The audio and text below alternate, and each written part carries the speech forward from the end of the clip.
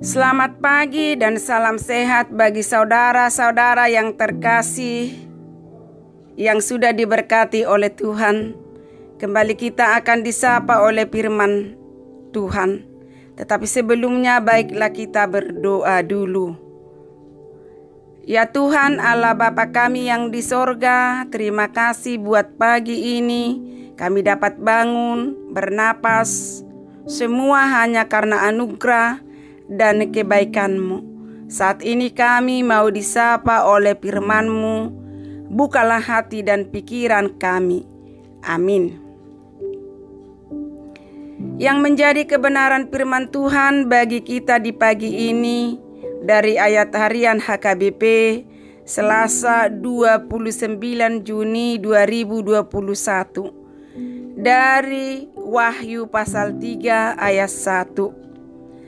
Dan tuliskanlah kepada malaikat jemaat yang di Sardis, inilah firman Dia yang memiliki ketujuh roh Allah dan ketujuh bintang itu.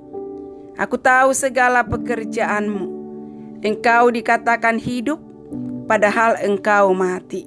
Dalam bahasa Batak dikatakan, surat tonma tusuruan ni huria Sardes, odohata ni partodi napitu nasia debata, jala parbintang napitu, hubotodo akka ulaonmu, natar doho mangolu, hape namate do.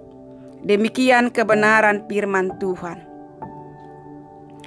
Bapak, Ibu, saudara-saudara yang terkasih di dalam nama Yesus Kristus, teguran atau teguran adalah salah satu bentuk kepedulian dan kasih untuk mendidik dan mengingatkan kita agar kita tetap taat kepada kebenaran.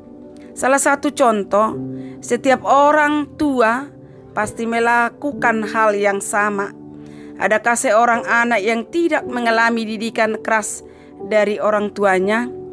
Begitu pula kita sebagai anggota keluarga Tuhan pasti akan mengalami dan menerima didikan dari Tuhan. Adapun didikan dengan tujuan supaya kita lebih baik, tetapi perlu kita ingat, didikan itu adalah pembentukan terhadap tiap-tiap orang, tentu berbeda dengan beragam dan tidak selalu sama. Oleh karena itu jangan putus asa.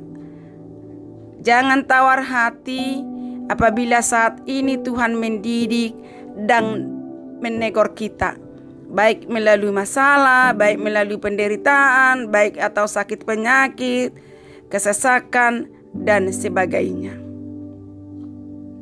Bapak, Ibu, saudara-saudara yang terkasih, dalam nama Yesus Kristus, dalam nats ini orang Kristen yang di Sardis menerima teguran. Karena mereka sudah jauh dari ajaran Tuhan dan iman mereka tidak bertumbuh. Kota Sardis memang terkenal karena kekayaannya. Penduduk kota Sardis hidup dengan kejayaan, kemakmuran oleh karena kekayaan alam. Tidak terkecuali jemaat Kristen yang ada di Sardis, mereka sama dengan penduduk lainnya yang merasakan kemakmuran. Sehingga orang Kristen yang di Sardis tidak seperti Kristen di daerah lainnya, yang saat itu menghadapi berbagai tekanan, tantangan, penganiayaan, dan juga ajaran-ajaran sesat. Walaupun orang Kristen di Sardis hidup berdampingan dengan orang-orang yang berbeda kepercayaan, orang Kristen sangat-sangat dihargai di kota itu. Tetapi di balik kenyamanan mereka sebagai orang Kristen, namun untuk pertumbuhan iman tidak kelihatan. Disinilah teguran keras disampaikan oleh Tuhan, bahwa Tuhan melihat semua kehidupan jemaat dan kehidupan bergereja pada waktu itu. Di balik kenyamanan mereka, Tuhan tidak melihat pekerjaan yang sempurna di hadapannya. Walaupun mereka hidup sebagai orang Kristen, namun mereka mati secara rohani. Inilah yang menjadi peringatan keras dari Tuhan kepada jemaat Sardis, supaya mereka bertobat, supaya mereka meninggalkan dosa dan kembali ke jalan yang benar, sebagaimana ketika mereka menerima kebenaran firman Tuhan. Bapak, Ibu, saudara-saudaraku, makanya dikatakan dalam firman Tuhan pada pagi ini, aku tahu segala jalanmu. Aku tahu segala jalanmu. Inilah kata Tuhan. Maksudnya bahwa apa yang dilakukan mereka Tuhan tahu. Bagi Tuhan tiada yang tersembunyi. Semuanya yang terjadi di dalam kehidupan kita, Tuhan mengetahuinya. Itu yang pertama. Lalu yang kedua, dikatakan engkau dikatakan hidup padahal engkau mati. Engkau dikatakan hidup padahal engkau mati.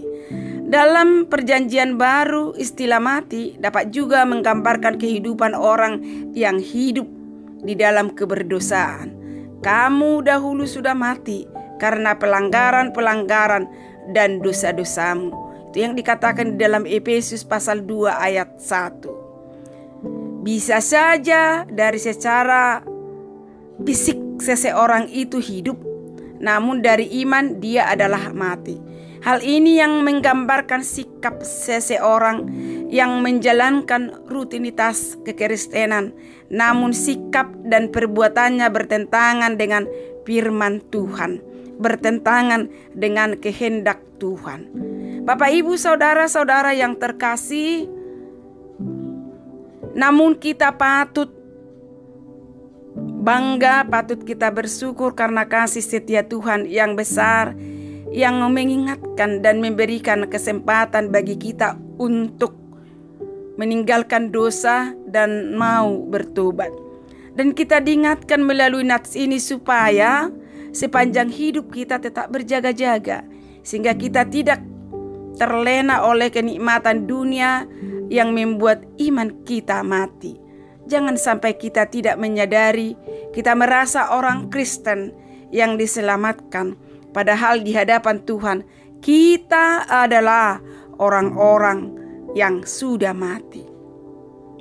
Ingatlah, senyaman apapun dan seenak apapun kondisi kita sekarang, dan bahkan sesulit apapun hidup kita sekarang, tetaplah bergiat, tetaplah bersemangat dan terus bertumbuh dalam iman kepercayaan kepada Tuhan, dan selalu giat di dalam pekerjaan Tuhan.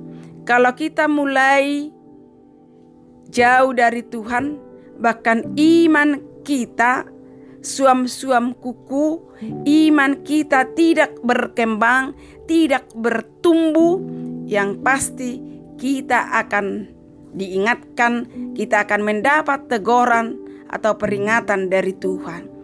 Untuk itu, mari relakan hati dan pikiran kita untuk Tuhan dan mau bertobat, meninggalkan segala dosa dan pelanggaran kita. Jangan sampai rohani kita akhirnya mati karena tidak mau mendengarkan teguran nasihat Tuhan. Karena itu, relakanlah dirimu mengalami didikan dari Tuhan agar iman kita terus bertumbuh. Amin. Kita berdoa.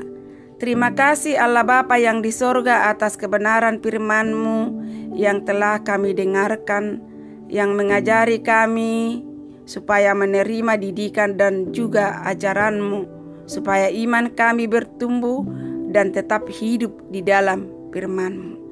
Ya Bapa, dalam melaksanakan aktivitas pekerjaan kami di sepanjang hari ini, Tuhanlah bersama-sama dengan kami, supaya kami bekerja dengan baik. Lindungi, jagai, berkati perjalanan dan langkah kami ini.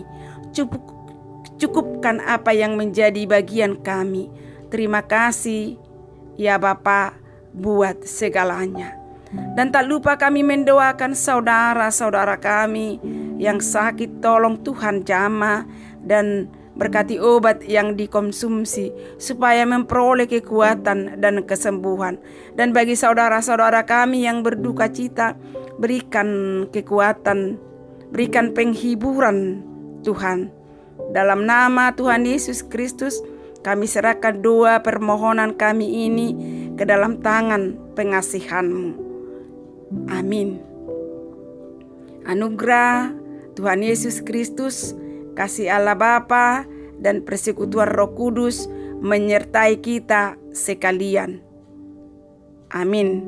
Selamat beraktivitas di sepanjang hari ini. Tuhan Yesus memberkati. Shalom.